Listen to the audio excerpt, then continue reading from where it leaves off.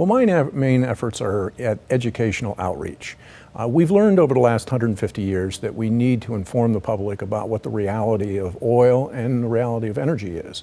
And so what we're doing is an extensive amount of outreach, meetings, speeches, advertising, talking with folks, trying to explain what the industry is, because we found that people really don't know very much about the industry.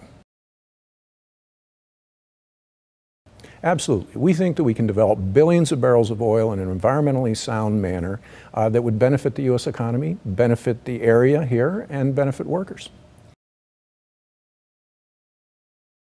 Well, first of all, you'd have to have the moratoria lifted that prevents offshore exploration in federal waters until 2022. So that's the first thing that has to happen. Then what will happen is, of course, the federal government will start to lease areas. That will generate, of course, revenue for the federal treasury, which then, of course, can affect and help the state's revenue situation. Then once you get leases, you're going to have a whole host of activities that are going to start to move into play. And that includes companies looking for where they think the most promising areas are in terms of new technology. And then you start to develop plans for exploring, and then ultimately you have a lot of a sequence of things that happen that can result in purchases of materials, employment, everything for areas that are close to the potential production regions.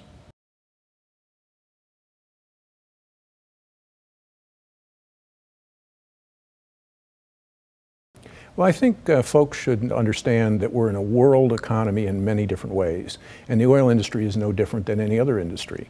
American companies are competing on world scale with national oil companies such as the Chinese or Nigerian oil companies and so on. And we need to make investments internationally. We need to make investments domestically.